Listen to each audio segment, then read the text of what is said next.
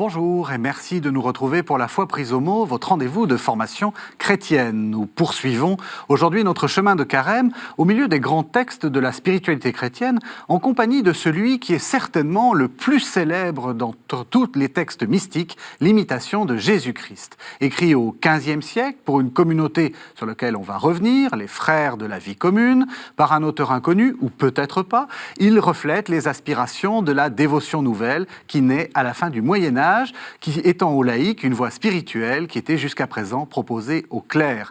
Dès son écriture, le succès est immédiat, foudroyant. Alors comment l'expliquer? Que contient l'Imitation de Jésus-Christ et est-ce qu'elle nous parle encore aujourd'hui? Deux invités pour en parler. Yann Sordet, bonjour. Bonjour. Vous êtes directeur de la bibliothèque Mazarine et vous êtes rédacteur en chef de Histoire et civilisation du livre. On va en parler juste après. Et puis, évidemment, comme pendant toute la série de Carême, le père François Potet, vous allez bien? Très bien. Bon, vous êtes curé de Notre-Dame du Travail à Paris. Jusqu'à présent, ça se passe bien cette série? Très très bien. Je trouve ça passionnant. Oui. Eh bien, moi aussi. J'espère que tout le monde aussi. Mais... Eh bien, moi aussi. Alors... je reviens sur Histoire et civilisation du livre, Yann Sordet. D'abord, vous allez nous expliquer ce que c'est, et vous allez nous expliquer à partir de ça comment vous êtes arrivé à l'Imitation de Jésus-Christ. Alors, Histoire et civilisation du livre, c'est une revue à la fois savante et de vulgarisation qui a vocation à traiter de l'ensemble des phénomènes du patrimoine écrit, de la communication manuscrite et de la communication imprimée. Le territoire de cette revue, c'est l'ensemble des livres, qu'il s'agisse des grands livres ou des livres plus petits, des journaux, sur une période extrêmement longue qui va du Moyen-Âge jusqu'à l'époque très, très contemporaine. Et l'Imitation de Jésus-Christ est justement de ce point de vue, du point de vue de l'historien du livre, un sujet absolument fascinant parce que c'est un texte qui a une longévité absolument exceptionnelle. Donc vous êtes d'accord avec mon introduction? Ah oui, c'est le best-seller. C'est le best-seller. C'est le best-seller et cette qualité de best-seller se mesure. Elle se mesure en chiffres, en nombre d'éditions, en nombre de traductions et en tirage, en nombre d'exemplaires. C'est de toute évidence le texte qui, du XVe siècle jusqu'à la fin du XIXe siècle, est le texte qui a le plus circulé à travers le monde occidental, après la Bible elle-même, bien sûr. Alors, peut-être pour expliquer, c'est un texte en latin, donc ça veut dire qu'il y a des traductions, ou c'est simplement que des versions latines? Et puis, dans quelle langue c'est traduit? Alors, le texte est d'abord écrit en latin. Nous reviendrons peut-être sur les conditions de naissance de ce texte qui sont assez exceptionnelles. En tout cas, les quatre grands chapitres qui composent l'Imitation de Jésus-Christ sont rédigés en latin au début du XVe siècle, entre 1420 et 1427. La première diffusion manuscrite se fait en latin et dès la fin du XVe siècle apparaissent les premières traductions, des traductions en catalan, en allemand, en italien, en français, en néerlandais. Et ces premières traductions sont véhiculées, sont diffusées aussi bien par le support manuscrit que par le support imprimé. Vous savez que le XVe siècle est aussi le siècle de l'invention de la typographie, de l'invention de l'imprimerie. Donc une diffusion par la traduction qui concerne d'abord les langues européennes, mais qui très rapidement s'étend à l'ensemble du monde entier, puisque nous connaissons ensuite des traductions en arménien, des traductions en arabe à partir du XVIIe siècle, et des traductions en japonais, des traductions en chinois à partir de la fin du XVIIe et du XVIIIe également. Voilà. Pour revenir sur ces différents indices, le nombre de traductions, le nombre d'éditions et le nombre d'exemplaires ayant circulé fait que sur l'ensemble de cette période, je crois qu'il n'y a pas d'autres concurrents au statut de best-seller. Alors, on va essayer de savoir d'où... Oui, c'est étonnant. On va savoir d'où ça vient. On a commencé un peu à le dire. Vous avez daté le texte. J'ai parlé des frères de la vie commune. Vous avez paru hésiter sur le fait que ça soit un livre. Alors, allons-y jusqu'au bout. D'abord, est-ce que c'est un livre? Alors, c'est devenu un livre. Physiquement, oui, c'est un livre. c'est devenu un livre, on en a fait un livre. C'est-à-dire aussi bien les frères de la vie commune qui ont assuré la diffusion, enfin le premier chapitre de la diffusion de ce texte-là, dans leur territoire, dans l'espace de leur communauté, c'est-à-dire les Flandres, le nord des Pays-Bas, l'Allemagne rhénane et le nord de l'Alsace, ce qui correspond au territoire d'expansion de la dévotion moderne et d'implantation des frères de la vie commune. Eux-mêmes en ont fait un livre, et cette dimension livresque a été ensuite confirmée et développée par l'écosystème de l'imprimerie. Mais initialement, ça n'est pas un livre. Initialement, l'imitation de Jésus-Christ, c'est quatre recueils, c'est-à-dire 4 livres séparés qui ont fait l'objet de rédactions et de copies distinctes, qui eux-mêmes sont des recueils, c'est-à-dire des collections de sentences, de prières courtes, des collections d'exemples aussi tirés de l'Ancien ou du Nouveau Testament, qui proposent une lecture, un itinéraire textuel relativement segmenté. Et ces 4 livres sont assez proches d'un type d'ouvrage qui était extrêmement fréquent et qui était par définition le support pédagogique et le support spirituel des frères de la vie commune. C'est ce qu'on appelait les rapiaria. Les rapiaria, du verbe latin rapio, collecter, recueillir, prendre. Les rapiaria, c'était des recueils composites de lecture, de notes de lecture et de sentences. Donc les 4 livres de l'imitation ont été composés un petit peu sur ce modèle-là, jusqu'à ce qu'on les réunisse, ces 4 livres différents, à partir de 1427. Et de 1427 date la première rédaction, la première copie globale qui embrasse ces 4 traités. Mais ces 4 traités vont garder finalement toujours une certaine indépendance les uns par rapport aux autres. Et pourtant, ils sont quand même très cohérents l'un par rapport à l'autre. Il y a une cohérence générale d'un livre à l'autre, non ? Et un ordre... Ils ont une identité, chacun de ces quatre livres. Ils sont aussi transmis par un titre, d'ailleurs, de l'imitation de Jésus-Christ. C'est le titre du premier de ces traités, qui va s'appliquer à l'ensemble de l'ouvrage, qui va s'appliquer à l'ensemble de la réunion. Ils ont une identité. Le premier ouvrage est plutôt consacré à la méthode de l'exercice spirituel. Quelle voie suivre quelle pratique, quelle méthodologie adopter, lecture fréquente des Écritures et tout particulièrement du Nouveau Testament, pratique des exercices spirituels, pratique de la méditation intérieure. Le second livre est davantage consacré à la personne du Christ et tend à développer et à promouvoir une relation directe, un échange direct entre le lecteur dans son individualité, dans son intimité avec la figure du Christ. Et le troisième livre est plutôt consacré au mépris du monde, à la rhétorique et à la spiritualité de l'éloignement. Quant au quatrième livre, il est, lui, pour le coup, très singulier par rapport aux 3 premiers, puisqu'il est consacré au sacrement, et notamment au sacrement d'Eucharistie. Voilà, ce qui explique que les protestants, parce qu'il y aura une circulation de l'imitation de Jésus-Christ en contexte protestant, en contexte réformé, l'imitation sera traduite et publiée aussi bien par les luthériens que par les calvinistes, mais à chaque fois, ces versions protestantes feront abstraction du quatrième livre. C'est-à-dire, vous voulez dire physiquement ? C'est-à-dire que dans le texte, dans le livre, on ne recopie pas le 4e chapitre ? Oui, absolument. On retire le 4e livre et on ne publie que les trois premiers. Ah oui. Alors, il faut peut-être maintenant arriver sur cette petite énigme. Les frères de la vie commune dont on vient de parler, dont on a parlé, c'est quoi ? Qu'est-ce que c'est que la dévotion moderne ? Et puis, est-ce qu'on a une idée de l'auteur de ce texte ? Alors peut-être d'abord les frères de la vie commune. Vous les avez situés, ils sont effectivement plutôt dans les terres des Flandres, enfin l'Allemagne, le Nord. Quel est ce mouvement ? Alors c'est un mouvement qui est relativement structuré, mais pas au point, à partir du moment où il acquiert une certaine visibilité, c'est-à-dire à la fin du XIVe siècle, dans les années 1380.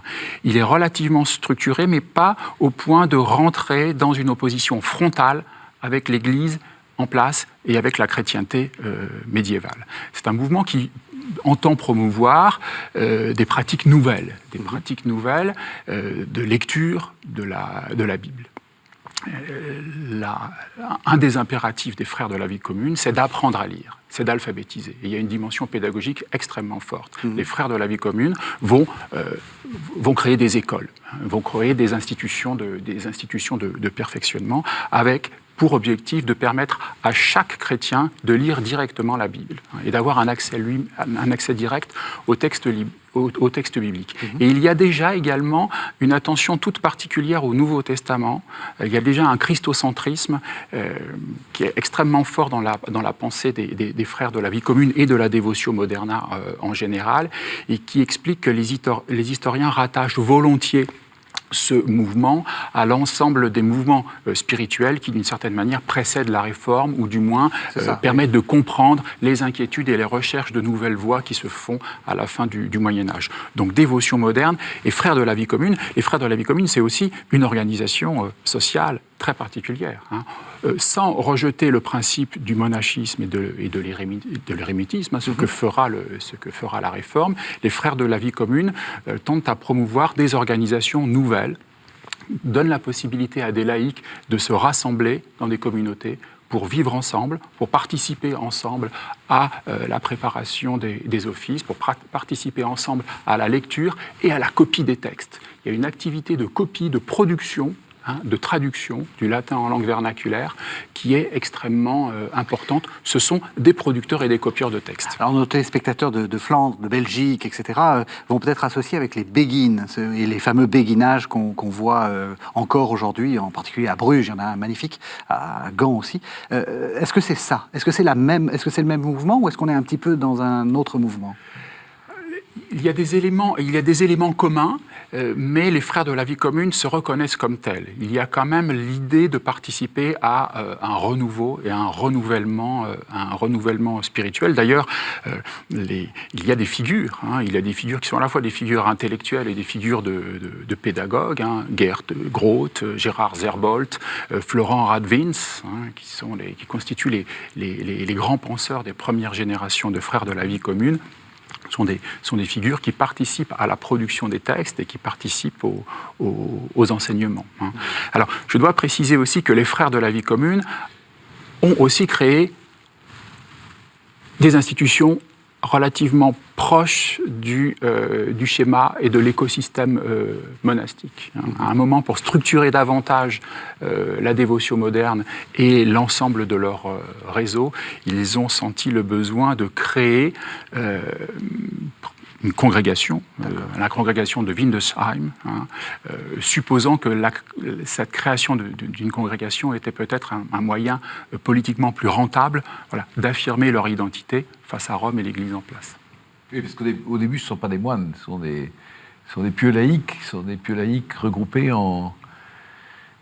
au départ, jusqu'à ce moment-là, ce ne sont pas des moines, ce ne sont pas au sens fort, j'en sais rien, je découvre.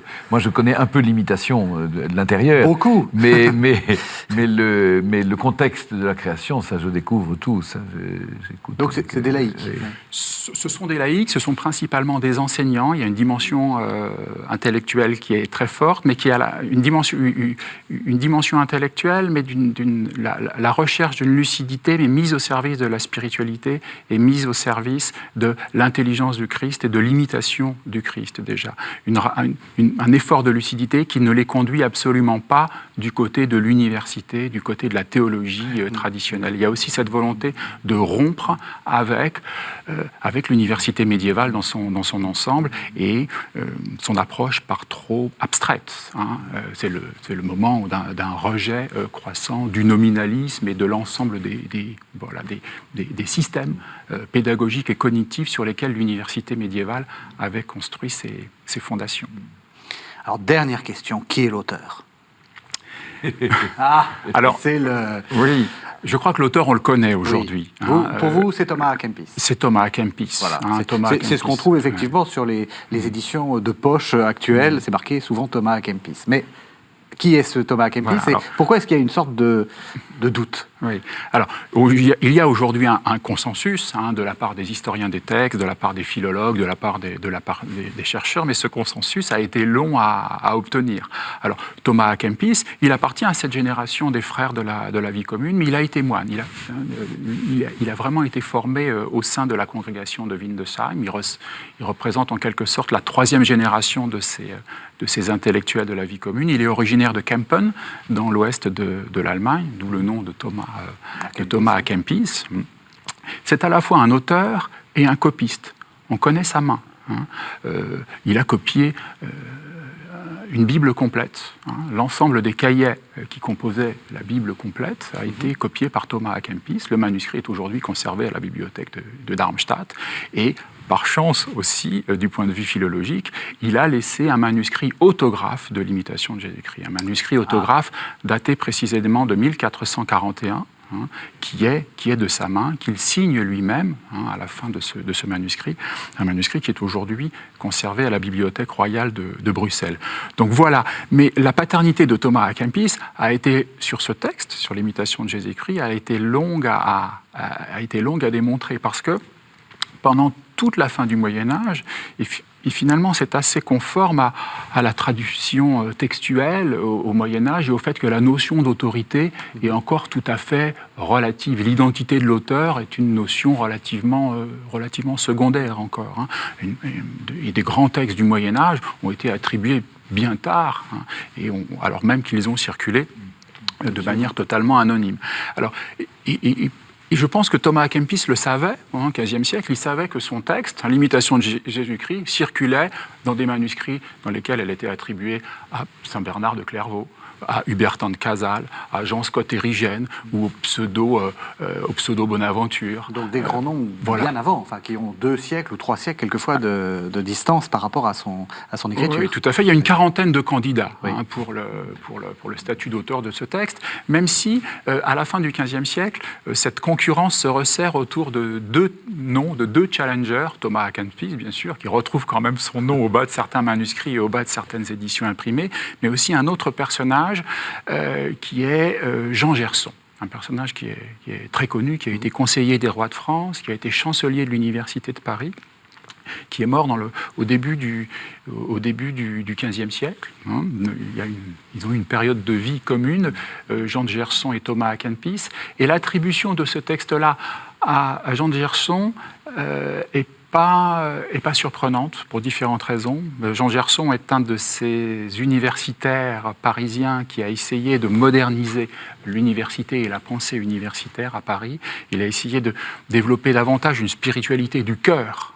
Il a publié un traité extrêmement connu, des Meditatione Cordis, la méditation du cœur, qui va être pendant très longtemps associé à l'imitation de Jésus-Christ. Donc voilà ces candidats qui se partagent les pages de titres des manuscrits et des imprimés. Et je veux dire qu'ils sont en concurrence. Et puis, si vous me permettez d'évoquer cette histoire, mais elle est absolument fascinante, elle fait aussi de l'histoire de l'imitation de Jésus-Christ un roman policier. Au début du XVIIe siècle, dans les toutes premières années du XVIIe siècle, surgit un 3e larron, un personnage totalement inconnu. Et ce personnage, on lui donne un nom, Giovanni Gersen. On lui attribue... Il essaie de faire un mixte avec Gerson. Voilà, absolument. Ouais. On lui attribue une identité religieuse, on en fait un bénédictin, et on en fait un bénédictin italien du XIIIe siècle. Alors on sait aujourd'hui que ce personnage est une création de toute pièce. Il est issu d'une mauvaise lecture de certains manuscrits.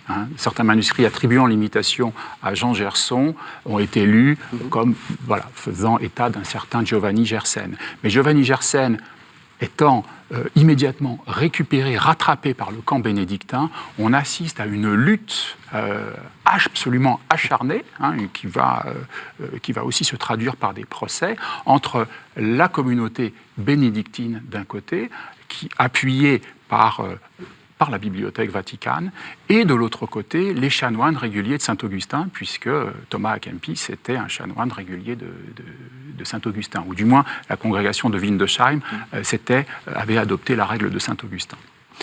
Je vous propose qu'on arrive dans le texte. On va lire un premier passage, un premier extrait. C'est le tout premier chapitre, c'est presque le début de l'imitation de Jésus-Christ. Donc c'est le livre 1, chapitre 1. Celui qui me suit ne marche pas dans les ténèbres, dit le Seigneur. Ce sont les paroles de Jésus-Christ par lesquelles il nous exhorte à imiter sa conduite et sa vie si nous voulons être vraiment éclairés et délivrés de tout aveuglement du cœur. Que notre principale étude soit donc de méditer la vie de Jésus-Christ. La doctrine de Jésus-Christ surpasse toute doctrine des saints, et qui posséderait son esprit y trouverait la manne cachée. Mais il arrive que plusieurs, à force d'entendre l'Évangile, n'en sont que peu touchés, parce qu'ils n'ont point l'esprit de Jésus-Christ. Voulez-vous comprendre parfaitement et goûter les paroles de Jésus-Christ ? Appliquez-vous à conformer toute votre vie à la sienne. Que vous sert de raisonner profondément sur la Trinité si vous n'êtes pas humble et que par là, vous déplaisez à la Trinité ? Certes, les discours sublimes ne font pas l'homme juste et saint, mais une vie pure rend chère à Dieu. J'aime mieux sentir la componction que d'en savoir la définition. Quand vous sauriez toute la Bible par cœur et toutes les sentences des philosophes, que vous servirait tout cela sans la grâce et la charité ? Alors il y a quelque chose d'assez particulier. Vous venez de dire que les frères de la vie commune, ils poussent à lire, ils poussent à recopier, à apprendre à lire aux gens. Donc c'est plutôt un projet intellectuel. Et là, il est en train de nous dire, vous savez, c'est pas la peine de savoir la Bible par cœur. Est-ce qu'il n'y a pas une sorte de tension entre les deux ? Oui, il y a utilisons ce mot, même si c'est un anachronisme, il y a un relatif anti-intellectualisme à l'œuvre au sein de l'imitation de Jésus-Christ. Même si les frères de la vie commune ne se sont pas frontalement opposés à la hiérarchie ecclésiastique, ne se sont pas frontalement opposés aux institutions théologiques et aux institutions universitaires, voilà. Il y a ce souci de privilégier une relation directe, intime, personnelle. On est presque dans une approche qui annonce les mystiques du XVIe siècle. Il n'est pas surprenant qu'un Ignace de Loyola, par exemple, ait conseillé la fréquente lecture de l'imitation de Jésus-Christ comme un de ses exercices spirituels, et l'a lui-même recommandé très souvent. Vous l'avez bien lu. Est-ce que c'est parce que vous êtes anti-intellectuel, François Côté ? Alors, moi, je suis désolé, je n'ai pas pu m'en empêcher. je risque de faire des confidences, mais moi, Saint François d'Assise m'a toujours beaucoup touché depuis que j'étais tout petit. Et Saint François d'Assise refusait les bouquins parce que il privilégiait absolument cette rencontre directe et personnelle avec Jésus. Et dans ses maisons, il avait été même assez sévère par pauvreté de laisser les livres et enfin, ça avait été un sujet d'opposition assez fort d'ailleurs avec certains de ses frères.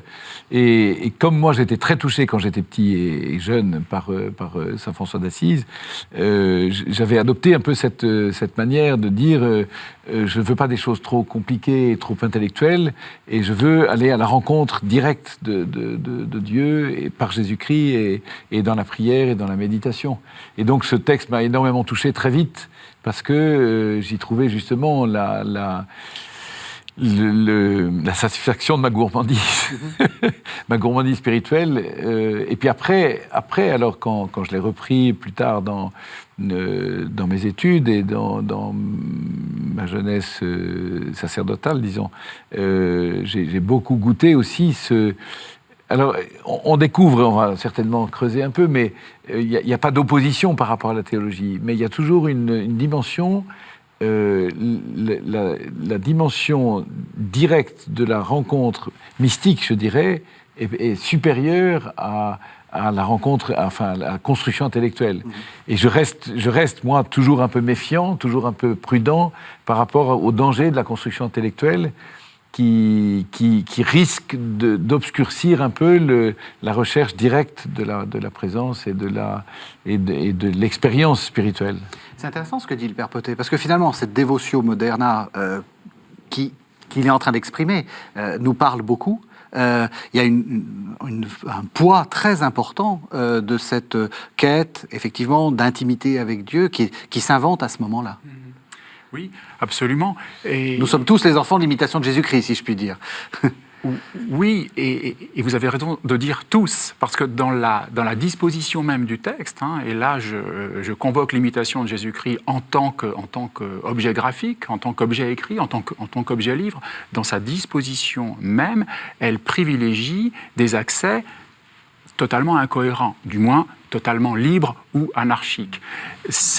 Chacun de ces 4 livres est une succession de sentences, une succession d'aphorismes dont la contiguïté de l'un à l'autre n'est pas absurde, mais en tout cas, cette contiguïté ne repose pas sur une construction intellectuelle, sur un déroulement logique, sur une construction dialectique, pour évoquer les règles de fonctionnement de la pensée universitaire médiévale. Et cette immédiateté fait pratiquement que ce livre, vous pouvez l'ouvrir un jour au hasard. Vous le prenez dans votre poche, soit vous le prenez là où vous vous êtes arrêté hier, mais vous pouvez l'ouvrir ailleurs. Et vous pouvez rebondir d'un passage à l'autre. Alors il y a un certain danger aujourd'hui, c'est qu'on risque l'excès inverse, surtout avec la jeunesse moderne, très affective, très touchée par le sensible. On risque de se complaire un peu dans ce genre de choses. Si on n'a pas une construction théologique solide derrière, si on n'a pas une structure philosophique et théologique assez solide, on risque de s'évader dans quelque chose d'un peu sentimental même. Enfin, peut-être un peu doloriste, on va y venir, mais on va y arriver. C'est un texte sentimental pour vous ? Il y a quelque chose de... Ah non, parce que c'est assez théologal. Oui. Mais il y a quand même, à mon sens, il y a un certain risque de le lire dans une dimension sentimentale, parce que c'est sympathique, on est touché, on est touché dans la sensibilité, donc à mon avis il y a un certain risque.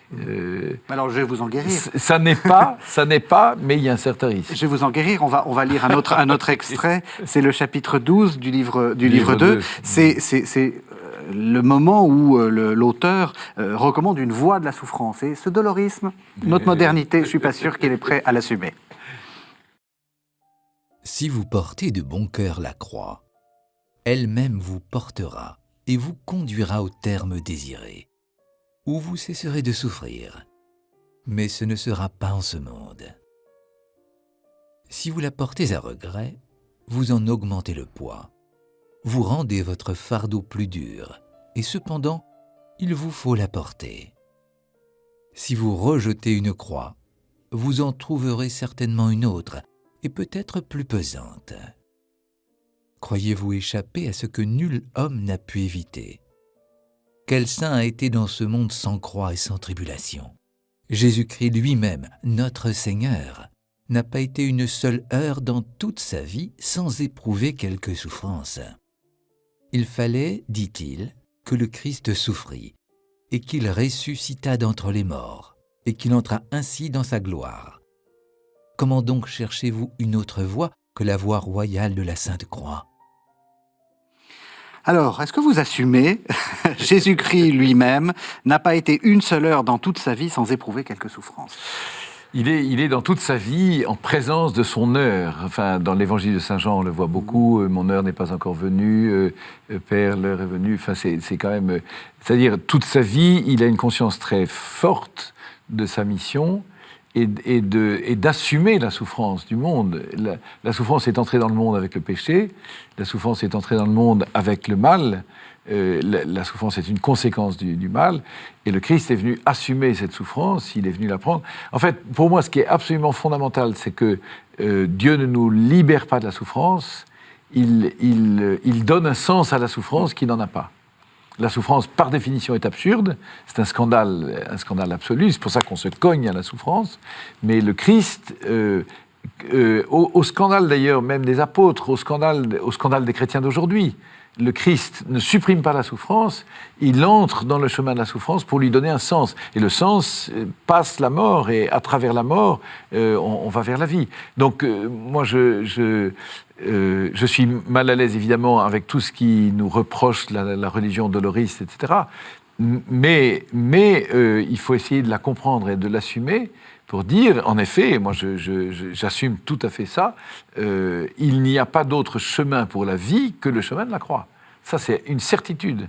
Et donc, ça me paraît essentiel parce qu'aujourd'hui, on a l'illusion permanente, en tout cas la tentation de l'illusion, que je n'irai bien que quand j'aurai écarté tout ce qui ne va pas, et tout ce qui me gêne, et tout ce qui me fait souffrir. Or, la vie chrétienne et l'imitation de Jésus-Christ, on y vient, c'est assumer cette souffrance et lui donner un sens par l'amour, par le sacrifice, l'offrande d'amour qu'on y met dedans. Et alors, de là à faire de la souffrance un chemin de joie et de... Bon, il faut faire attention, il faut être prudent. L'unique voie de la rédemption. L'unique voie de la rédemption, oui. Non, mais oui. Il n'y a pas d'autre chemin pour la vie que le chemin de la croix. Oui, mais attention, ma religion n'est pas une religion de la souffrance, c'est une religion de l'amour. Oui. Pourquoi est-ce qu'il y a cette insistance sur la souffrance? On l'a pas dit, mais cette imitation de Jésus-Christ et cette dévotion moderna s'accompagne aussi d'une sorte de révolution picturale. C'est le moment où on commence à voir des Christ de douleur, une sorte de liturgie, de mise en scène de la souffrance et de la passion. Qu'est-ce qui s'est passé à ce moment-là? Alors on est dans ces derniers temps du Moyen-Âge, effectivement, où des temps d'angoisse des fins dernières. Donc un certain nombre de signes qui sont aussi bien des signes historiques que des signes intellectuels laissent penser que l'arrivée de l'Antéchrist, l'arrivée du jugement dernier sont pour bientôt. Et vous avez raison, cette nécessité de repenser sa conduite de manière individuelle et collective en réformant sa pratique dans les pas du Christ, en prenant aussi sa croix, c'est quelque chose, c'est un moteur qu'on retrouve au sein de la dévotion moderna et qu'on retrouve dans le contexte de création de l'imitation de Jésus-Christ, mais qu'on retrouve plus largement dans l'ensemble de la pensée tardo-médiévale. On la retrouve aussi de manière extrêmement forte dans la pensée qui prélude à la Réforme, donc à la fin du XVe et au début du XVIe siècle. Moi, je voudrais revenir sur cette notion de souffrance parce qu'elle me semble effectivement importante. L'imitation de Jésus-Christ entend promouvoir une relation directe avec le Christ, une capacité de ressentir dans son cœur en soi la parole de Jésus, mais elle incite aussi, elle enjoint de prendre sa croix et de suivre le Christ. Si j'imite le Christ, c'est parce que la mimésis, on le sait depuis l'Antiquité, est un outil pédagogique, est une méthodologie pédagogique, mais si je mets mes pas dans les pas du Christ, c'est aussi pour prendre aussi ma croix, et la porter derrière lui. Et un certain nombre de traducteurs, un certain nombre d'écoles de pensée qui vont récupérer en quelque sorte ou qui vont mobiliser à nouveau l'imitation de Jésus-Christ au XVIIe ou au XVIIIe siècle, vont être particulièrement sensibles à cette dimension d'ascèse, à cette dimension de souffrance. Cette dimension d'ascèse, elle est très présente chez Bérulle, par exemple. Pour évoquer Bérulle, le père Bérulle, à la grande école. Le grand cardinal du début fin 16e, début 17e. Ouais, absolument, qui est un des fondateurs de l'école française de spiritualité. La lecture que fait Bérulle de l'imitation est une lecture qui est modélisée par l'ascèse. La même ascèse, ce même souci de dénuement et de souffrance, on la retrouve dans la version d'Isaac le maître de Sacy à la fin du XVIIe siècle, qui est janséniste et qui traduit l'imitation de Jésus-Christ en direction des communautés jansénistes. Parce que, c'est ça l'imitation, parce qu'il faut quand même qu'on arrive sur le cœur. Imiter, c'est quoi l'imitation de Jésus-Christ? C'est se prendre pour le Christ. Il n'existe pas de manuel du parfait chrétien. C'est-à-dire, il n'existe pas de manuel du chrétien. Il y a des choses à faire, il y a des choses à pas faire, comme si la vie chrétienne était une morale, un ensemble de consignes culturelles. La vie chrétienne consiste à vivre par lui, en lui, avec lui. C'est plus moi qui vis, dit saint Paul, c'est le Christ qui vit en moi.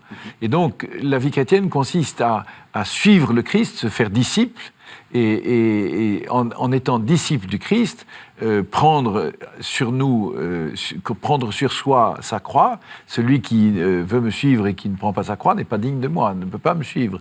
Donc être disciple du Christ, c'est prendre sa croix et suivre le Christ, et donc mettre ses pas et ses pensées dans les pas et dans les pensées du Christ pour faire un avec lui. Ça, c'est...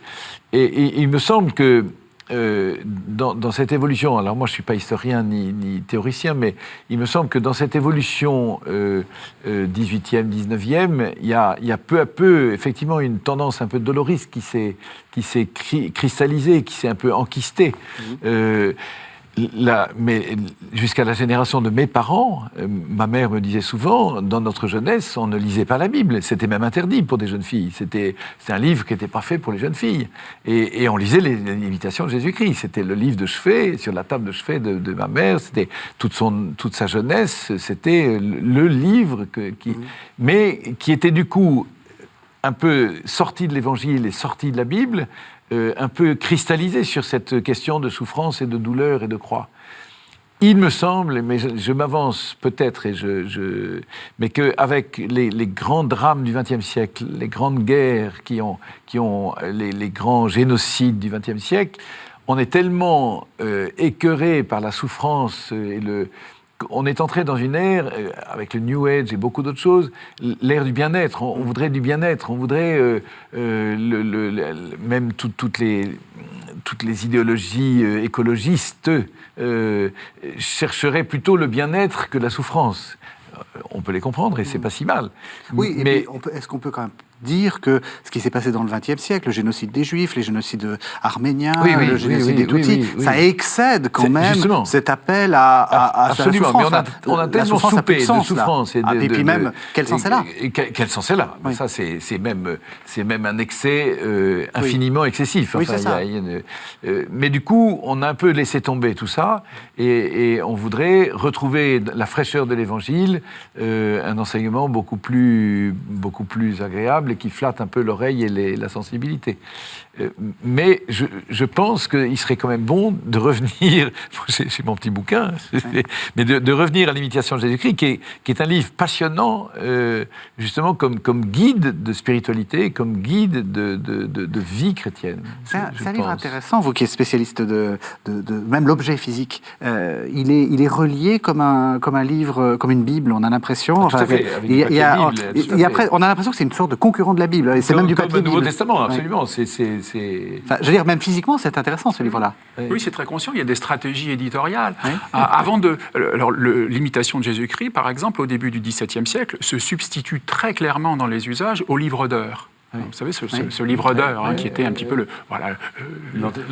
l'ancêtre du Breviaire. Absolument, qui accompagnait le fidèle dans la journée et sur l'ensemble de l'année.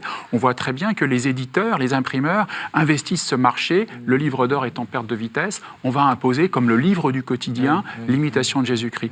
Et cela réussit parce que les exemplaires que nous avons conservés dans les bibliothèques, qui font partie de notre patrimoine écrit, portent des tas de mentions marginales, des interventions de ses possesseurs qui notent des tas de choses.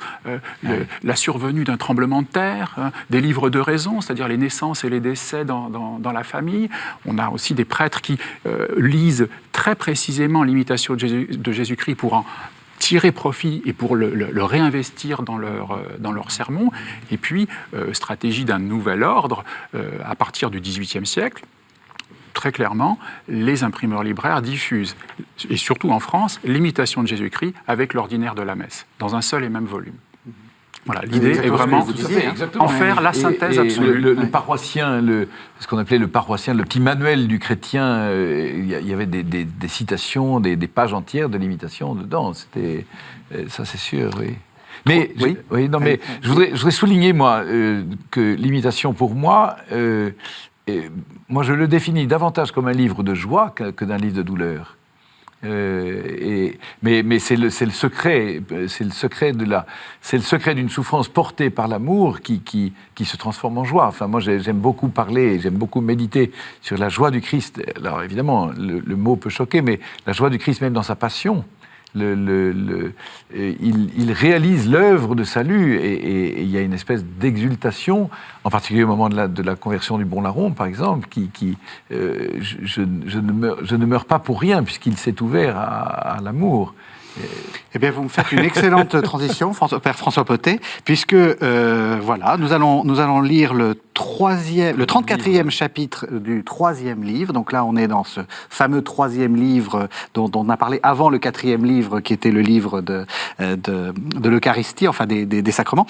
C'est un livre qui parle de la joie parfaite. Voilà mon Dieu et mon tout. Que voudrais-je de plus ? Et quelle plus grande félicité puis-je désirer ? Ô ravissante parole ! Mais pour celui qui aime Jésus et non pas le monde, ni rien de ce qui est du monde, mon Dieu est mon tout. C'est assez dire à qui l'entend, et le redire sans cesse est doux à celui qui aime. Vous présent, tout est délectable. En votre absence, tout devient amer. Vous donnez au cœur le repos, et une profonde paix et une joie inénarrable. Ô lumière éternelle, infiniment élevée au-dessus de toute lumière créée, qu'un de vos rayons, tel que la foudre, parte d'en haut et pénètre jusqu'au fond le plus intime de mon cœur.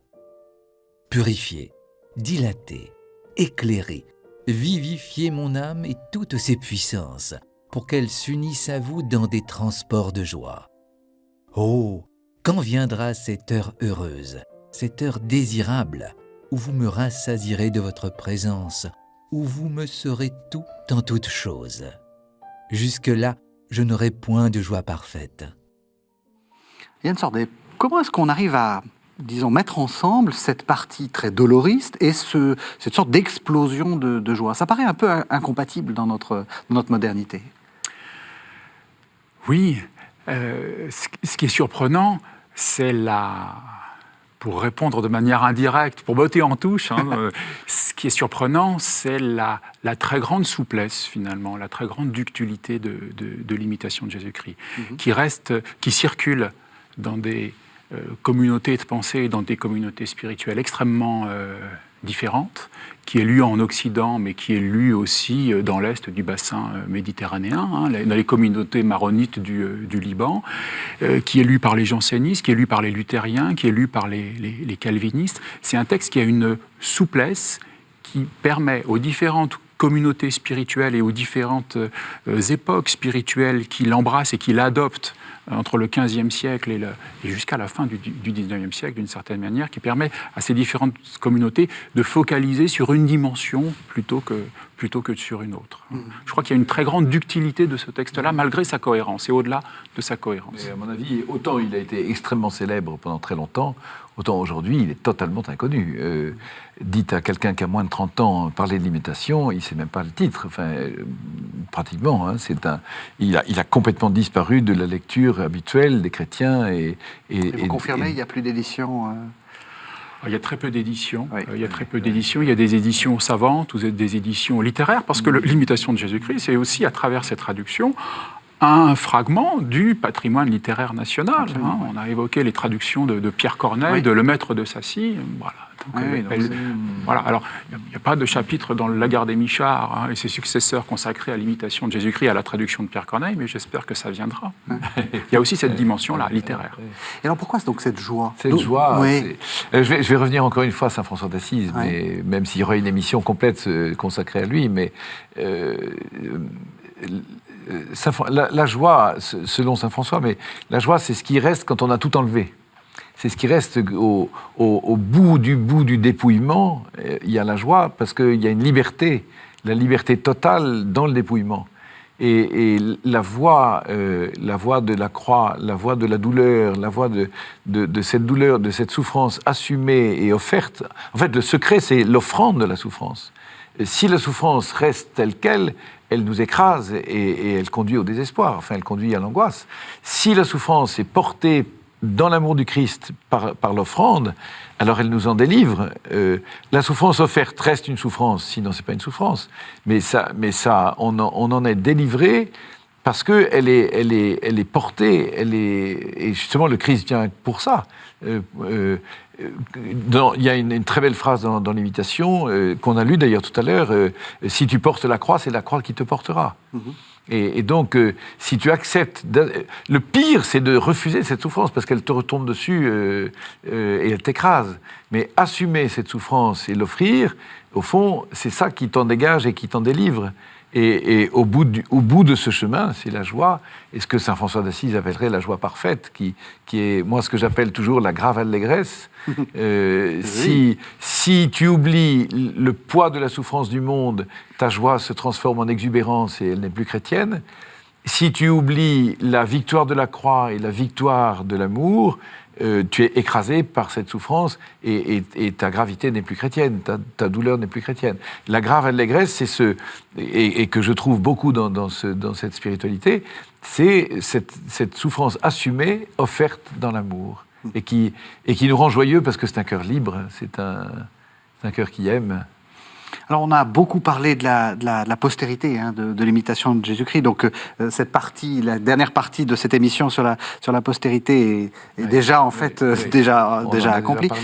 J'avais quand même une question sur la quatrième partie. Pourquoi est-ce qu'il y a cette quatrième partie qui est plus liturgique ? Comment est-ce qu'on peut l'expliquer dans la spiritualité des Frères de la vie commune ? Alors, les Frères de la vie commune n'ont pas rejeté les sacrements, les sacrements de l'Église, comme l'ont et le rejetteront d'autres mouvements spirituels hostiles à la liturgie ancienne, hostiles à l'Église catholique. C'est ce qui les fait qu'ils restent finalement, d'une certaine manière, dans les limites de la catholicité. Ils ne franchissent pas la frontière de la réforme, comme les hussistes l'ont fait, comme bientôt Luther va le faire. Les sacrements font partie de la dévotion moderne. Mais ce quatrième livre, il est important parce que, on l'a dit, du XVe siècle jusqu'à la fin du XIXe siècle, le nombre d'éditions de l'imitation de Jésus-Christ est absolument colossal. Mais justement, il y a un indice assez rapide pour permettre de faire le départ entre ces différentes versions. C'est vous regardez si il y a 3 livres ou 4 livres. S'il n'y a que 3 livres, il y a de fortes chances que ce soit le 4e livre sur les sacrements qui manque. Et si ce 4e livre sur les sacrements manque, c'est qu'il y a une raison. Et quand vous rentrez un petit peu dans le texte, vous vous rendez compte que, c'est peut-être la traduction faite par l'humaniste Sébastien Castellion au XVIe siècle qui était destinée, qui a été faite dans un contexte calviniste. Vous avez aussi une édition qui est célèbre, extrêmement intéressante. C'est la première traduction en danois de l'imitation de Jésus-Christ dans les toutes dernières années du XVIe siècle, en 1599. C'est un humaniste danois, Jon Jacobsen Venusinus, qui décide de traduire l'imitation de Jésus-Christ. L'imitation de Jésus-Christ, il décide de la traduire dans un contexte politiquement très particulier. On a une période, mais vraiment, d'orthodoxie luthérienne la plus absolue au royaume de Danemark. Et lui, cet humaniste, se dit, mais oui, j'ai le culot de traduire l'imitation de Jésus-Christ à destination des communautés luthériennes danoises. Je veux vous montrer que ce texte-là peut être parfaitement lu et compatible avec notre spiritualité. Et il le fait, bien sûr, mais en s'affranchissant de ce 4e livre. Et vous avez combien de chapitres ? Moi, j'en ai 4, évidemment, parce que je dirais justement qu'il y a... C'est pour ça que je disais qu'il y a, selon moi, une suite un peu logique du livre 1, 2, 3, et qui aboutit au livre 4, qui est comme une sorte de repos contemplatif devant le Saint-Sacrement, devant le sacrement de l'Eucharistie, et où encore l'auteur va dire ne cherche pas à expliquer les choses, entre dans le mystère. Ça, j'aime beaucoup. Si tu n'entres pas dans le mystère, tu ne peux rien, tu restes extérieur et tu ne peux rien en faire. Et c'est pour ça qu'à mon avis, c'est plus que liturgique. Ce 4e livre, c'est vraiment une contemplation du mystère, à travers le Christ offert en nourriture, et qui me semble extrêmement fort. Enfin, moi, je les trouve quand on prépare la consécration à la Vierge Marie, selon saint Louis de Marie de Montfort, par exemple, on se nourrit beaucoup de l'imitation de Jésus-Christ. Il y a des trésors. Alors, on va arriver à la fin de l'émission. La tradition dans cette série, c'est un aphorisme ou une petite phrase que vous livrez aux téléspectateurs. Pour vous, l'imitation de Jésus-Christ, quelle est la phrase la plus importante ? Alors moi, j'aimerais reprendre l'incipit, le départ, l'aphorisme de départ de l'imitation de Jésus-Christ, qui encapsule une citation de l'évangile de Jean, et j'aimerais la reprendre dans la traduction de Pierre Corneille, qui est faite au milieu du XVIIe siècle, et qui est plus qu'une traduction, qui est une paraphrase versifiée. Donc voici Pierre Corneille, après Thomas à Kempis. « Heureux qui tient la route où ma voix le convie, les ténèbres jamais n'approchent qui me suit. » Donc c'est une relecture poétique d'un incipit qui traduit littéralement « Qui me suit ne chemine point en ténèbres ». Et vous, François Alors moi j'ai beaucoup de mal, mais je me risque quand même dans le livre 4 justement, au chapitre 18 sur l'Eucharistie. Garde-toi d'une curieuse et vaine étude du Saint-Sacrement si tu ne veux pas être englouti dans l'abîme du doute. Et il y a tellement de gens qui ont du mal avec la foi en l'Eucharistie. Et la foi en l'Eucharistie, elle ne contredit pas la raison et l'étude, mais elle est tellement au-delà. Garde-toi d'une curieuse et vaine étude du Saint-Sacrement si tu ne veux pas être englouti dans l'abîme du doute. Qui veut sonder la majesté sera écrasé par la gloire. Et je trouve que... Bon, ça demande des explications, mais c'est très très fort, c'est très très beau. Eh bien voilà, merci de nous avoir fait aimer l'imitation de Jésus-Christ. Alors, Yann Sardet, vous êtes venu avec 2 livres et une exposition qui est déjà commencée. On va peut-être commencer par les livres. Vous avez expliqué directement ce que c'est, donc imitation de Jésus-Christ, 1740-1800. Oui. C'est en fait un catalogue d'exposition. Alors, pas celui-ci pour le coup. Ça, c'est une publication qui est le fruit de 4 années de recherche que j'ai conduit avec Martine Delaveau, qui est récemment décédée, un programme de recherche consacré à l'édition et à la diffusion de l'imitatio Christi du XVe siècle jusqu'au début du XIXe siècle, programme qui avait été supporté par la Bibliothèque nationale de France, subventionné par la Bibliothèque nationale de France, la Bibliothèque Sainte-Geneviève et la Bibliothèque Mazarine. Et puis alors ça c'est voilà. Donc un succès de librairie européen, c'est ce que vous nous avez expliqué, l'imitation de Jésus-Christ. Absolument, qui est un catalogue d'une exposition qui a eu lieu à la Bibliothèque Mazarine, qui est vraiment pensé en direction du grand public, l'idée étant de faire découvrir les richesses de ce texte-là à travers les merveilleux objets qui l'ont incarné, aussi bien des manuscrits que des livres imprimés, et notamment à travers une illustration extrêmement riche. Les plus grands graveurs du XVIIe siècle ont consacré des planches à l'imitatio Christi. Et puis donc vous venez aussi avec une proposition de sortie, comme on dit, d'aller à la Bibliothèque Mazarine. Le livre et la mort, ça a commencé mercredi dernier, c'est jusqu'au 21 juin 2019, donc c'est une exposition sur le livre et la mort. Sur le livre et la mort, et qui, je vous rassure, n'a absolument rien de sinistre. Notre objectif a été de voir comment le livre, dans toute sa diversité, traitait de la mort avec un grand M, de l'allégorie de la mort, mais traitait aussi des morts du quotidien. C'était l'occasion de traverser. La question centrale de notre temps. Eh bien, donc, on va peut-être y trouver la réponse à la bibliothèque Mazarine. Merci vraiment à tous les deux de nous avoir parlé de l'imitation de Jésus-Christ. Merci de nous avoir suivis. Vous savez que vous pouvez retrouver cette émission sur le site de la chaîne www.ktotv.com. Vous pouvez la regarder autant de fois que vous le voulez. C'est gratuit. On se retrouve la semaine prochaine pour un nouveau numéro de La Foi prise au mot consacré à, justement, ces fameux textes spirituels.